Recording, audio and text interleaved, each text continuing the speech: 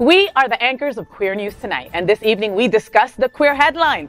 Kedna Ashley joins HOTspots Happening Out Art Gallery as Art Director Apprentice, enhancing Black LGBTQ+ representation and fostering diverse perspectives. An Out South Florida exclusive. Wilton Manor's Mayor Scott Newton talks funding, quality of life, and re-election. Florida's Department of Highway Safety restricts gender updates on licenses and demands proof of biological sex, sparking criticism for infringing transgender rights. Human Rights Campaign State Equality Index unveils stark LGBTQ+ rights disparities among states, saying there is two Americas. LGBTQ+ Americans are rethinking their drinking habits with a shift toward less alcohol consumption influenced by generational changes and health consciousness. So good evening and welcome to Queer News Tonight. This is the world's first and only LGBTQ+ daily evening television news broadcasting live and then available on demand. Available on all smart televisions, including Roku, Apple TV, Android TV, Amazon Fire TV, Twitch, YouTube, and Facebook. It's time to queer up the news. It's Wednesday, January 31st, 2024. We are live and literally out of the closet and into the headlines. So many of your important stories we're going to tell this evening on Queer News Tonight. This is the world's first live daily LGBTQ evening news show, literally out of the closet and into the headlines on Queer News Tonight. I'm your anchor at Queer News Tonight, FayWhat! And this evening we bring you the news of and perspective representing the LGBTQ+ community from South Florida, America, and across our planet. This is the world's first and only unedited live LGBTQ+ evening news show. Whatever happens unique in LGBTQ+ news, you will see it and hear it. HOTspots Magazine, Happening Out Television Network, is a nonprofit 501c3 media company in the same models of PBS and NPR, but designed for the LGBTQ+ community. Our mission? Support the 10 pillars of our community. We want to inform and educate the key issues of our Black community, Latino, lesbian and queer women, trans, student youth, seniors, HIV/AIDS healthcare, business, social justice, and faith. Help us support our community. We are part of one of the largest LGBTQ+ media companies in America, HOTspots Magazine and Happening Out Television Network. In 2024, our magazine is celebrating 40 years of the LGBTQ+ experience, and our television news, talk, and entertainment shows support our mission to educate the LGBTQ+ and broader community. So let's meet tonight's incredible panel and begin with the one, the only Miss Bonnie Builder. Bonnie is the premier South Florida bodybuilding drag queen and the current reigning Mixed Marys 2023. A recent graduate of FIU, she definitely comes to life with a microphone and a spotlight. Welcome back, sis. Hey, I'm so happy to be your forever Mixed Mary. Yes, right? Yes! They broke the mold once they gave you that crown. Because I'm so heavy, yes. Next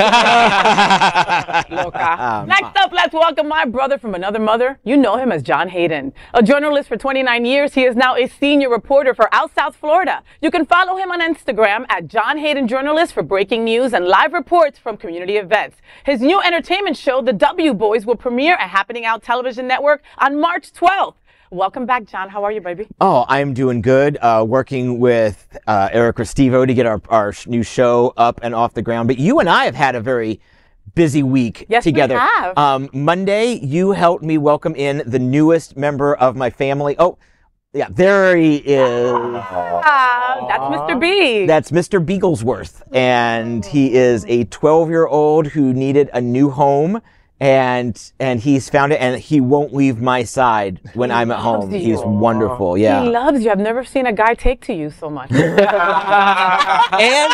And last Wednesday, you and I went to Eric Restivo's first trivia night. Yes, there we are. yes. Team We Like Dicks, the sporting goods store, obviously. Yes, of course. Team We Like Dicks won. We are the reigning champions, and we will be back there tonight to defend our title. So come to the pub from 7 to 9 and try to if you beat think us. if you think you know more than me, prove it. That's tough. You know a lot of like senseless shit. I did. That's tough. But it's going to be a great time, and definitely go on over to the pub. All right? All right. Next is Dr. Edward Summers. He's the executive director of Pride Lines, Miami's LGBTQ Community Center. He served as a primary therapist and program director at Eye Care Treatment Center in West Palm Beach. He was also the founder and CEO of New York-based nonprofit, The Thinkubator. Welcome back, Dr. Summers. Weren't you just in West Palm Beach? Yeah, well, when I told you to get away, I was hoping you'd get out of the state. New York, right? I was up there helping a sober buddy, and who was struggling. So, but it's good to be back here. Service always. Of course. I love you. Yeah. I love him. Next up, let's welcome Hunter Ohanian. He is now a community consultant with more than 30 years of experience. He is the former ED of the Stonewall National Museum and served as CEO of the College Art Association's the world's largest professional society supporting visual arts, art historians, and curators. He also served as museum director of the prestigious Leslie Lumen Museum of Gay and Lesbian Art in New York. He's an expert in gay history, culture, law, and politics. You're an expert in everything. Come on. Let's be real, Hunter. I asked him about the best use of hair gel, and you had at least 5 different ways that I could use it. Good evening, Hunter. Welcome back, Poppy. Thank you. How are you? I am good. I'm blessed. It's great to be here. I have one thing to plug tonight. Please. Many of you may know Wilton Art and Wilton Manners, and they do a great job in doing public art out there. And they're going to have a 12-inch by 12-inch art auction. It's going to be at the Pride Corner Gallery and Framing on Wilton Drive, and the opening is going to be this Saturday, February 3rd from 5 p.m. and I'm going to have another piece in that show as well too. So how exciting, Hunter. Everybody needs to come out. The bidding will start at $125, and it's an auction, and all the work goes to support the public art in Wilton Manners. So if you see those wonderful sculptures up on the light poles and you see what they do around the holidays, you'll be getting a great piece of art, and you'll also be supporting public art in Wilton Manners. I love that. Yeah. I love that. Thank you, Hunter. Sure. So, folks, we are the reporters for Queer News Tonight, and this evening we begin with the queer headlines. The LGBTQ plus community in South Florida and across America is diverse. Our community across the world is vast. And here are the bullet points of the queer news for Wednesday, January 31st, 2024. Let's begin with queering up South Florida and Florida. Kedna Ashley becomes apprentice at HOTspots Happening Out LGBTQ plus art gallery. The HOTspots Happening Out Art Gallery with Dennis Dean announced today the addition of Kedna Ashley to the team as the new art director apprentice. In line with the gallery's commitment to creating a safe haven for the LGBTQ plus community, the apprenticeship program aims to empower queer artists. The space is the sole national gallery showcasing LGBTQ plus artwork year-round. The program provides comprehensive training in curation and the responsibilities of an art director. Ashley is set to commence her role during the gallery's Black History Month exhibit in February. The opening reception is on February 3rd and runs throughout the month. The gallery's Women's History Month exhibit will begin in March, reinforcing the commitment to diverse and inclusive representation. As a queer woman of color, Ashley's appointment not only contributes to the gallery's mission, but also adds a valuable perspective to the team, enriching the cultural tapestry of the space. She's a self-taught digital artist based in South Florida who crafts artwork that shares personal experiences, lessons, unique expressions, and perspectives on life.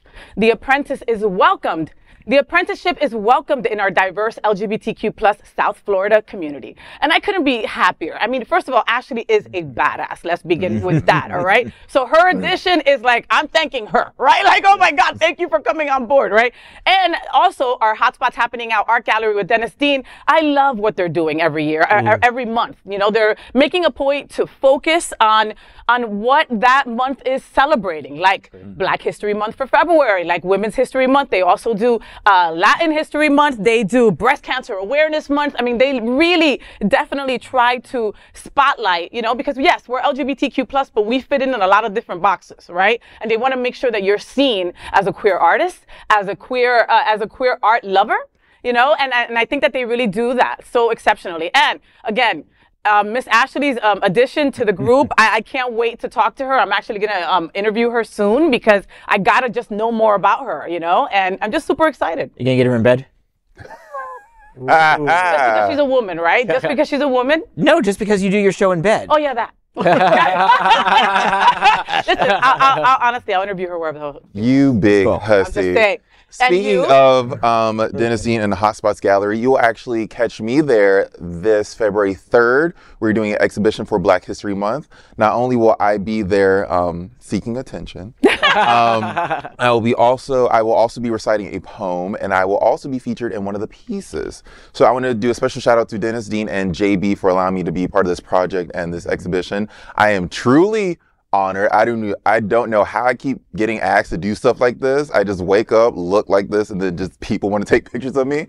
And I will say yes every time. So thank you. And I will see you guys there this weekend. Hot It's gonna spot. be so much fun. Yes. Yes. And I need to piggyback on what you said. You know, Jameer Baptiste, JB, you know, what he does is just incredible. Between him and Dennis, what they like transform that gallery into every month, and their organization, and just, you know, how passionate they are about queer art and people being seen means everything to us. So thank you, JB, for all you do. No, I think this is great, and I like the idea of an apprenticeship to allow somebody from a different background to come in and learn and to grow. She's going to learn how to be actually a director, and so this is a great opportunity to showcase her, for her to bring her talent, her history, her personal experiences there, but for her to learn and grow as well. Yeah. Hopefully, she's one of our next leaders in another space. Right, so it's right. really great. And Hunter, I'm super curious as to what you think, Bevan. Well, I mean, I think the gallery is terrific. I've been to many shows, and of course, I've known them for a while. I totally agree with you, though, about the apprenticeship. I wish that there were more opportunities for people to be able to get involved like that. Imagine if every LGBTQ plus organization around were able to bring one person in, and particularly women and people of color, that the pipeline is not really there. The jobs are not really there for them to be able to come through and to get those. Yeah. And so I think that should be a big priority. And also I think, like I was saying, for Wilton Art and for HOTspots Gallery, this town needs more art galleries. We need more original art on our walls, and we need to be able to show that. Yes, people can go to Target and buy stuff, but you know what? There's a lot of good artists around you, and having art by living artists on your walls is really a good idea. Right? You mean there's more to art than a cat hanging from a branch that says "Hang in there"? Well, Yes, kinda good but that too. is your Yeah. aesthetic, though. That does go with your house. Yeah. It really is. But you know, to your comment about needing more art galleries, I have an article in Out South Florida this week about how the Wilton Art Walk has turned the corner, because now they do go down Dixie Highway.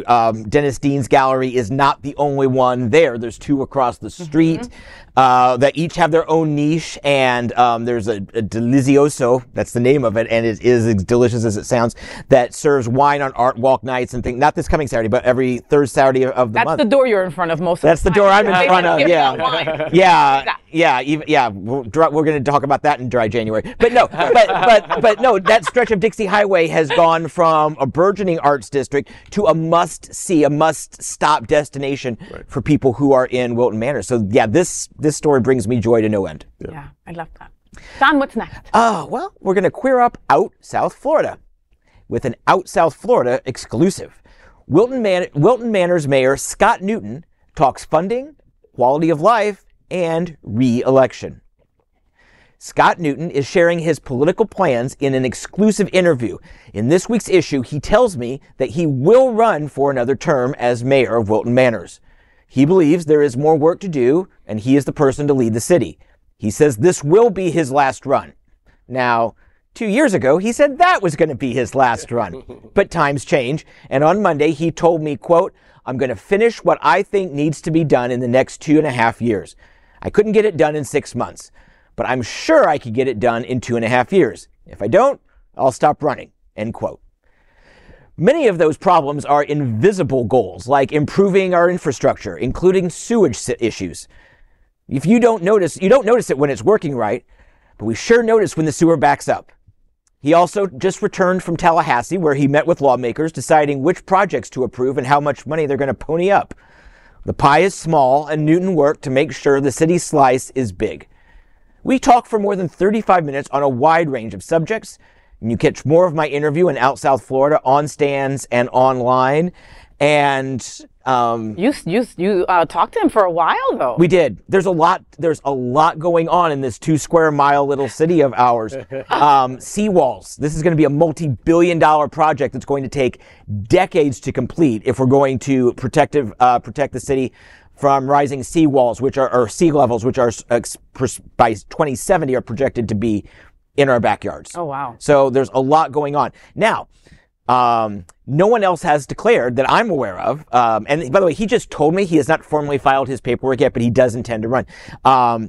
Commissioners Chris Caputo and Vice Mayor Mike Brocky, their terms are also up this year, and I haven't heard about them. I don't know if anybody is for sure going to run, but I don't think he'll be alone on the ballot. So now that he's sort of staked out his position, it's going to be interesting to see how the other players come, because I don't know who might have been thinking to run for mayor and may stay down, because, Scott does have a lot of online support. He's lived here in Wilton Manors his entire life, except for the 4 years he went to college. Isn't that crazy? That is. Oh my God. And I know that there's certain people in our community that wish that our mayor in Wilton Manors was gay.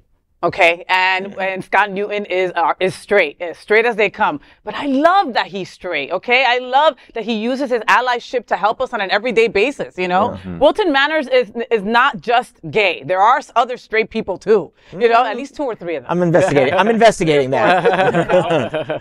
But I saw Scott Newton yesterday at the Myth Gastro Bar grand opening, and he said to me, "I'm like, okay, so are you running?" He goes, "I gave the exclusive to John Fay. I'm sorry." Thank you, Scott. Thank you. I go, so does that mean yes? So Scott Newton will actually be in FayWhat's bed in next week or 2 weeks from now. So I'm really looking forward to that. But he did say that he didn't know if who was running against him yet. Correct. Do you know that? I do not. Not even rumors or anything? I do know rumors, but I'd rather not go there on this. I know. But, to your point about but our 4 commissioners, a vice mayor and the 3 commissioners, are all LGBTQ. Scott is he's our token straight. He's our token straight. But no, do you know where he told me he was this last Saturday night?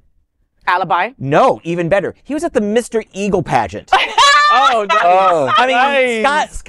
Scott doesn't just work with our community. Yeah. He is part of our community, because our community is the Wilton Manors community. And so I'm certainly not endorsing him, not endorsing him, but I've got some good interviews that I've had with him, and there'll be more coming out over the weeks to come. I can't wait. I look forward to it. And again, make sure that you catch Scott Newton in bed with me.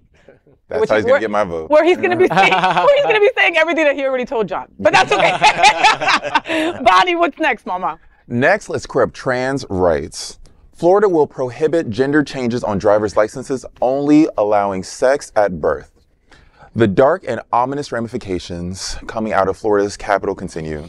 A controversial move by the Florida Department of Highway Safety and Motor Vehicles is generating significant criticism and sparking a broader discussion on individual rights. The department has issued a memo instructing county tax collectors to stop allowing individuals to update their gender identities on driver's licenses. The new policy requires proof that the gender on the license aligns with the person's biological sex and demands a, quote, primary identification document for verification. Critics are denouncing the decision as an attack on transgender individuals. Deputy Executive Director Robert Kinnock said that the memo is part of a review of the department's policies to align services with stakeholders. According to the memo, the prior policy of allowing a new license for those wishing to alter their gender markers will be revoked. Going forward, a replacement license can only be issued for reasons like loss, theft, or changes in information such as address. County tax collectors are tasked to use the supporting documents to establish a person's gender identity. Any misrepresentation of gender on a license will be deemed fraud, exposing the offender to criminal and civil penalties. The memo's statements of biological sex also raise questions for those who have already updated their gender identities or whose appearance may not align with the sex assigned at birth. Florida Representative Anna Escamani was the first to bring attention to the memo. She calls it an attack on the transgender community. The Florida Democratic Party and local LGBTQ+ organizations also condemned the policy. Nadine Smith, Executive Director of Equality Florida, has called the memo a, quote, government overreach. Now, just off of who I've spoken with on this issue, because it's been on social media literally all day long. Yeah. I literally have an acquaintance of mine who is a trans male, and he has no idea what to put on his license. Despite how visually how he comes off, that shouldn't matter. He is a man. by all means, like, he is a man, period. Yep. And the fact that he has to decipher what to put on his license to not be ridiculed, to not be charged with something like this is absolutely heartbreaking. Like, you're a human being, you want a license, you put your gender on your license, and that should be it. But they will find every which way to fuck with us. I tried to find like a nice way to say it, but they will find every which way to fuck with us. And they are. And they're, I mean, complete target against the T. Completely, I think, you know. And what the hell, what document do you want me to show you? Want me to show you my badge and show you my license to show you? I mean, like, what would they want, John? Birth certificate. Yeah. A birth certificate. People are going to have to start carrying around their birth certificate. Like, if we're undocumented folks. Yeah. Yeah. Well, you know, when you go to the license bureau, when you go to the license, I mean, the fact that what they're using it for now is, yes, definitely overreach. But I had when I had to get my driver's license for the little gold star so that TSA will accept your license and everything, I had to bring like my birth certificate and something else. So, I mean, that's what they're going to look at. They're going to look at the county from wherever state you were born in, and they're going to look at it and determine if it's been altered or things like that. This is fascist. And this is not, this is not hyperbole fascist. In Italy right now, they are revoking birth certificates of parents, of same-sex parents who have children. It's illegal for same-sex couples to adopt, and the birth certificates are being revoked. Exactly what they're going to do here in Florida with thousands of people's driver's license. It's sick. And the thing is, there's no reason for this. No one is protected. Parents aren't being given choice over anything. There is zero reason to have this type of oversight of adults. But Republicans and the fascists do it in our healthcare. They do it in our schools. They do it in our homes. Nowhere is safe. The party of small government takes a big interest in keeping people down who don't look just and act just like them. Just like Bonnie said, they want to F with us. They want to F with us. So what happens? So you get pulled over, they take your license, and they what? They arrest you for the license not matching what your gender identity is to the cop? Whatever your documentation is. It's absolutely ridiculous. And so, you know, number one, this is just screaming at all of us. Vote, vote, vote, vote, vote, because these are the people who are making these kind of changes. Number two, if there's a document out there, remember, a birth certificate is a legal document just like any other document. Why don't they create a document that says that somebody has a different gender than they had that was assigned to them at birth? Why does it have to rely upon something that was made 20 years ago, 30 years ago by somebody else before the person was more than a week old? Why can't you actually go down the path of being able to substantiate who you are? And actually, a driver's license, for many years, when people changed their gender on a driver's license, it was the only portable proof that they had that was their new gender. And now they're taking that away from them because it was the most likely document for them to have with them. But again, the state legislature can make these changes, and it depends upon who's there, and you can see what they're trying to do. And you know what breaks my heart is thinking of the people in our community that have already changed their gender officially, right? Hard. Worked so hard and jump through hoops because they don't make that easy. No. It's ridiculous. It's very curious that our fellow governor drops out of the race and all of a sudden he's back attacking us. Back to us. It's ridiculous. It's ludicrous. We should be able to decide and determine whether we want a male or female. I mean, the government shouldn't be in my business, you know. And it's a shame, to John's point, the Republicans who are like back hands off economics, hands off government, the fact that they're so intrusive, they're so a part of every aspect of our lives, yet that's so against their principles of the Republican Party. Well, the irony of it. Yeah, and that's the last thing I wanted to say is just, who is it bothering? About what, besides the individual, how does that bother anybody else out there? How does it affect anyone? The governor came back sour. He lost. Real sour. He lost. What it was. After an ass whipping, that's what happened. Yeah, he got his ass whipped, and so now he's back on his exactly. Look, like I said before, when he withdrew, I feel like we are part of a domestic abusive relationship with DeSantis, and he left to Washington to try, and I was like, great, he's gone, he won't beat me, and now he's back to beating my ass. And that's how our community feels. Absolutely. So now, next, let's queer up the U.S. view. The HRC dire warning. There are two Americas for queer people based on your state. There is a stark divide between states on the LGBTQ rights, as revealed in the Human Rights newly released State Equality Index. The report conducted in partnership with the Equality Federation, assesses the LGBTQ plus rights records of all 50 states and the District of Columbia, unveiling a landscape shaped by differing policies and priorities. The index categorizes states into distinct tiers.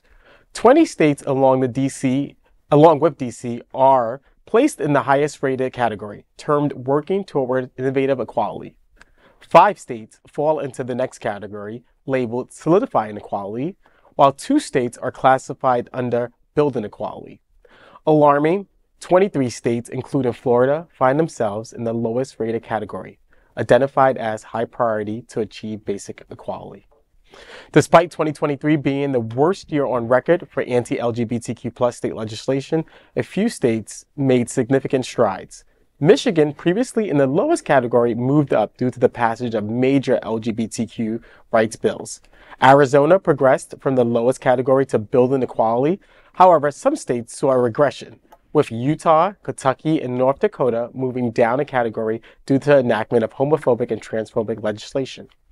As we enter 2024 legislative session, in 36 states have seen the introduction of 325 anti-LGBTQ bills, many targeting transgender individuals. Advocates are stressing the urgency for collective action against these discriminatory legislation, emphasizing the need for public engagement in shaping a more inclusive future. The HRC report highlights that we have 2 Americas for LGBTQ plus people, half in a world of equality and half in places that continues to be difficult to exist. Yeah. Unpack that. Unpack yeah, that. It's a lot there. And of course, we're in a state that is at the lowest of ratings. And we just talked about it in this previous segment where, we have this trans issue where, you have to now identify as your birth sex. It's challenging. This is very, very challenging. I'm glad that HRC does this. It makes us aware of where the work that needs to be done. But I'm very sad in states like our state and other states where we continuously see our government fighting against the people when it's supposed to be for the people. And against us, And against us. And it's alarming, but not surprising, And of course, our bestie Texas is just there with us, And it's all the transphobia. It's all the homophobia. That's what it is. I mean, there is no way that for us to achieve basic human rights, that's all we ask for. We're not asking for the world. We're asking for basic human rights that these 23 states are not willing to give us. Mm-hmm. Yeah, I found no news in this story. I wish I was more surprised by what I read in this story, but I was not surprised at all. The Republicans have a high priority to deny us rights. That's the category that they should really call it. But that said, and it's good that we take a temperature and we know where we're at on a particular spectrum of rights. But we kind of need to stop doing these stories or these surveys. We need to start taking action. Let's use these surveys to put together action plans. And I'm sure that's the goal, but we do a lot of these surveys, but the action plans are sort of convoluted. I don't know anything that any of our politically minded LGBTQ plus service organizations are doing for this year. Where's the organization? I can tell you there's not a lot of it in LGBTQ plus circles here in South Florida. We are a lost cause for this election cycle. Nothing good is going to happen for Florida. And then Hunter's nodding. Well, but we were talking about it in the last segment about the idea of getting out there and voting. All of these state legislatures in these 23 odd states that have these low rights for LGBTQ people is a result of the fact that we were asleep. Progressives were asleep at the switch with regard to school committees, city councils, and state legislatures. And the Republicans came in there over the last 2 decades and learned how to control all those things. And they have taken control of them. And we now have a country in which I'm not even sure that many Republicans believe what they're voting for. They simply are doing it just to get votes and to get this hardcore conservative core of votes that we have, whether it's race or whether it's gender or whether it's LGBTQ rights. They're simply trying to solidify that with this absolute bullshit that they're putting out over and over again. Yeah, and we see the results. No, I can't agree more, but I do think that there's pockets of groups that are working together, but they don't get the recognition. I'm a part of a coalition. Admittedly, I haven't been that active because I've just been so busy with other things, but there's a Miami Coalition for Youth, for instance, which PRISM's a part of, Safe Schools a part of. I'm on the listserv. They're constantly talking about advocacy issues, and they were just up in Tallahassee about a week ago advocating, and so there are these small pockets, but they're not getting the recognition. And perhaps they need to speak a little bit more loudly about the work that they're doing and they're attempting to do to advocate and lobby for our community. But I think we need to see more of that, right? I don't think it's enough of it, John, to your point. Mm-hmm. Absolutely. Hunter, what's next, sweetheart? Next, let's queer up gay culture. LGBTQ plus drinking. A study shows significant drop in the last 20 years as zero-proof movement gains ground. As we step into the end of January in our new year, some Americans are considering changes to their drinking habits. We're finishing the symbolic dry January. A Gallup survey reveals that 62% of United States adults drink alcohol, while 38% choose not to. That marks a significant change from the late 1970s, when 71% of adults reported consuming alcohol. Adults aged 35 to 54, those with a college degree, higher income individuals, and those attending church less frequently are more likely to drink. In 2021, the average person aged 21 or older consumed around 603 standard drinks a year. This type of alcohol consumed by the LGBTQ plus community has also shifted, with less beer and more wine being consumed since 1970. Surprisingly, young adults today are less likely to drink compared to 2 decades ago, while older adults are more likely to do so. According to the University of Michigan's Monitoring the Future survey, underage drinking among U.S. teens has declined over the last 20 years. As Generation Z comes of age, they're changing how we think about drinking. Generation Z purchasing 10% less alcohol than millennials and 25% less than baby boomers. The similar attitude toward alcohol drinking has propelled the zero-proof movement, which means that you don't need alcohol to have a great time. This has motivated the opening of non-alcoholic bars or sober bars across the country. Does it also mean the LGBTQ plus future generation will consume less alcohol than we do today? Well, I found this to be a really interesting story because, first of all, I don't see a drop in alcohol consumption. I see people young and middle-aged and whatever generation, I see people drinking. The other thing is about drinking and the LGBTQ community, it plays a big role in that alcohol was something which actually fueled the Red Scare in the 1950s. And what that was about was after World War II, and when the State Department said homosexuals couldn't serve in the military, it was because they believed that all homosexuals were alcoholics and they were deviants as a result of being alcoholics. And because if you were an alcoholic, you could then, and you got drunk, you would then tell secrets to communists. Wow. And so they had what they, I know. And Wow. so this is the craziness. This is the craziness that actually the government actually put on. But so they got to the point of saying all gay people are alcoholics, and they're all going to spill the tea, as it were. I mean, to be fair, that's been my experience. Well, a communist that you are. Yeah, Oh, no, I thought I was a columnist. Columnist, damn it. Well, that makes so much more sense now. First off, non-alcoholic or sober bars, those are called coffee houses, and they've been around for a minute. Okay. That said, I don't think we're saying this is a huge drop, 71% to 62. For over 45 to 50 years, I don't think that's a big drop. I mean, that's 9% over 45 years. So I don't really think it's a sea change. It's noticeable, certainly. And I think the proliferation of legal marijuana for recreational or medical use has certainly helped lean into that decline, but 9%. I mean, smoking has dropped from 60% in the 60s to less, like 12% of people smoke regularly today. So, I mean, so this trend doesn't really even register as a blip for me. Yeah, Well, I'm sorry, please go, Bonnie. I'm gonna say I ain't noticed shit because when I go to the bar, there's a line of like 6 or 7 Rugrats in front of me trying to take all the fucking Captain and coats so I can't get it. So I don't know about this trend. I think that kids are doing, and this is based off me, this is my opinion, this is not HotSpots' opinion. I think kids are doing drugs nowadays, and I think that's what it is. I think they're finding it easier to get a hold of. They can do it from home, and they can like get high and hop on TikTok. And I think that's what the main issue is. Alcohol is still a prevalent part of this queer community. It helps me get booked because it makes me look so much more beautiful.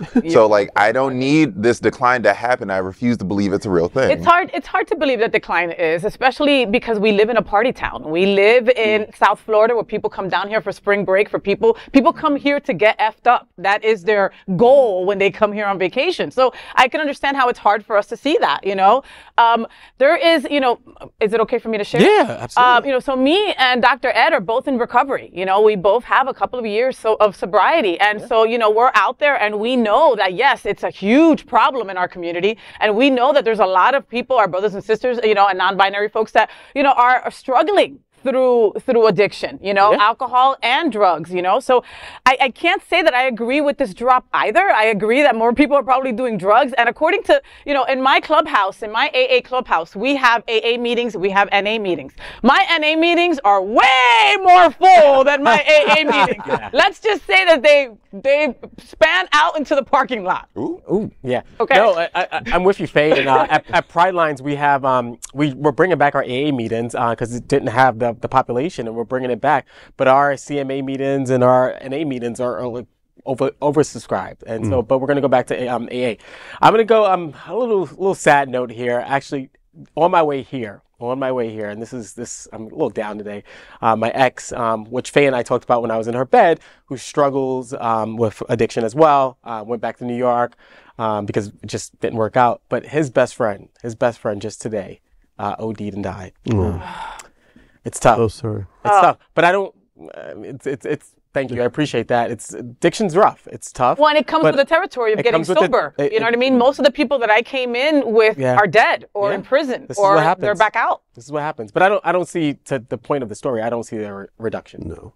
I see more and more of it. I used to work in higher ed. I used to be a college professor, an administrator, and quite frankly, it's all over those campuses, man. I think back to my days. I was a frat guy, in the closet frat guy, you know, pounding beers and like pounding beers. Pounding beers. And broads. See Dr. Ed just like pounding beers and like squishing it on his forehead. Oh, I can totally see it. I have a question, and this is someone. I have my medical marijuana card. I also have a VIP account at Crown Liquors. So and a full bar. And a full bar. But I'm curious, just I would love to know, is the people who are clean and sober seems to be almost like a subset of a subset. Weed notwithstanding, which is a bigger problem today in South Florida? Our rampant alcoholism or the more underground meth, drug use, coke, everything. Again, only my opinion would be the meth and coke. The narcotics. Unfortunately, you know, alcohol is everywhere, and it's just part of everybody. It's a regular routine, right? And for drugs, unfortunately, a lot of our stuff down here in South Florida has fentanyl in it. So people are just overdosing at alarming rates, and people don't think that just, you know, a Xanny bar and some vodka will just put them to sleep. It will also tell your brain to make you stop breathing. So, you know, and that happens so often in our community. That's a major point. When you purchase alcohol from a bar, it's monitored. It's organized. You trust the source in which you're getting the alcohol from. When you're getting narcotics, you don't always know the source. You just get what you get, and hopefully it doesn't mess you up. So I think that is a major issue in Florida, the country, and the world. Like just a non-proper monitoring of narcotics to make sure that, like, if people are doing it, and they are, trust me, that it doesn't kill them off, that they can try it safely in a monitored setting and like have a good time or learn its effects and decide not to do it. But like alcohol is monitored, narcotics isn't properly monitored. That's a huge issue. And to Faye's point earlier, you know, it's South Florida, right? So it's the party spot. So a lot of people come in at the party, have a good time.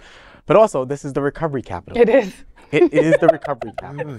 And so we have so many people who come down here to get clean and sober. Some of us stay sober, some of us don't, and we continue to live in the community. But I agree with Faye, like narcotics and you know, Bonnie, narcotics is the number one. Alcohol is, you know, it's an issue, but narcotics, it's the silent killer. Actually, not so silent killer. It is the killer because of fentanyl in it. And people, I often saw this when I worked in the treatment industry. People say, I never did fentanyl. And then you test them and they're like, oh no, you test positive for fentanyl. No, I just did coke.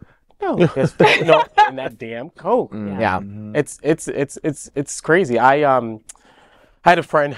I'm sorry to tell stories today, but I had a friend who was in recovery, got out of recovery, he was doing well. A therapist as well, like buddy, we're peers, you know. Literally, because of a grinder hookup, he did meth, and literally was out for a whole week. I like had to fight to get him back. I literally was like, dude, what are you doing? I'll come to you. Got to him up in Boca. He stayed at my house for a week. Luckily, thank God, I didn't really want to trust it, but I trusted him because he's a friend and a colleague. He stayed clean for a whole week, thank God. But like for that whole week, him coming down off meth, he was an airhead. I was like, who the fuck are you? Wow. Who are, like, he literally couldn't even have a conversation. Like An intelligent man. An intelligent. This is a guy with a master's degrees, an MSW, and a clinical counseling degrees, who provided therapy to young people. He can't put words together and now. literally couldn't even. He still can't. I just texted him yesterday. I was like, hey, how are you doing? He's like, I don't know. Like, who is this? I was like, it's me. Like, it's sad. It's definitely a killer out here in our community. And I don't see it going down. You know, I still consult on weekends sometimes, which less and less now because Pride Lines has just gotten so busy. But I still see a lot of people in the treatment industry when I go consult up in West Palm or anywhere else. The numbers are still high. Yeah, and they're going to be. They're going to continue to be. You know, bad grinder hookup or just being marginalized makes you want to go do some drugs and alcohol. Yeah. You know? You can't identify yourself in your license. Makes you want to go You get drink. arrested. You get arrested. Makes you want to go drink. Right. Tonight's broadcast is supported by viewers like you and the generous support from Visit Lauderdale. Everyone under the sun.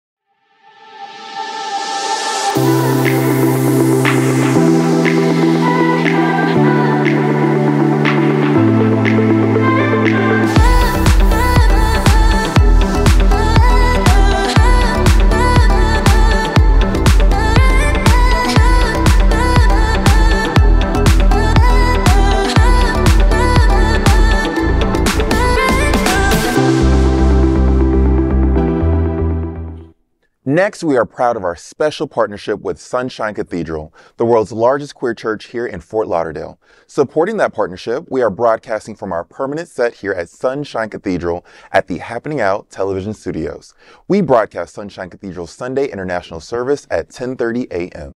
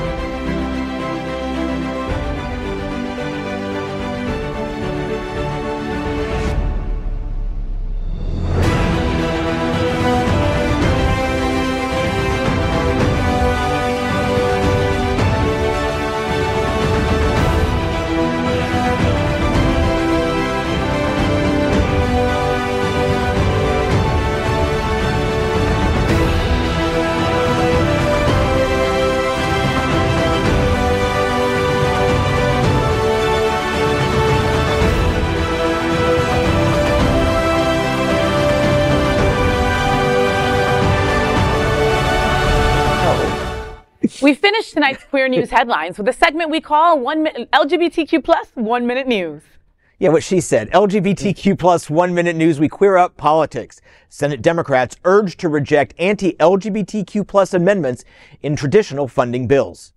The Human Rights Campaign, along with several other groups, have written a memo to Senate Majority Leader Charles Schumer and House Minority Leader Hakeem Jeffries, emphasizing the need to oppose discriminatory amendment riders or add-ons in the annual budget bills.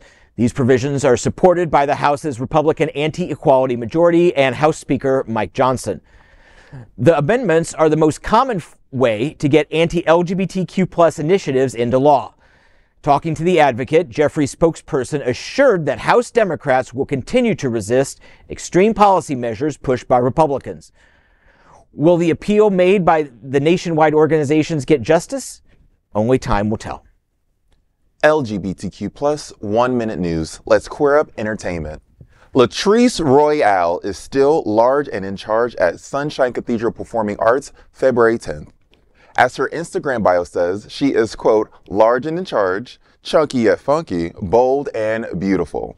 So get prepared for a wonderful evening of entertainment with one of my favorite RuPaul queens, Latrice Royale. She has a special new show at Sunshine Cathedral Center for the Performing Arts on Saturday, February 10th. Latrice Royale continues to be a part of top 10 favorite queens in the history of the RuPaul franchise. The show features great storytelling and live singing in the performance. Admission is limited to patrons 18 years of age and older. Sunshine Cathedral Center for Performing Arts offers a nonprofit theater experience supporting the community.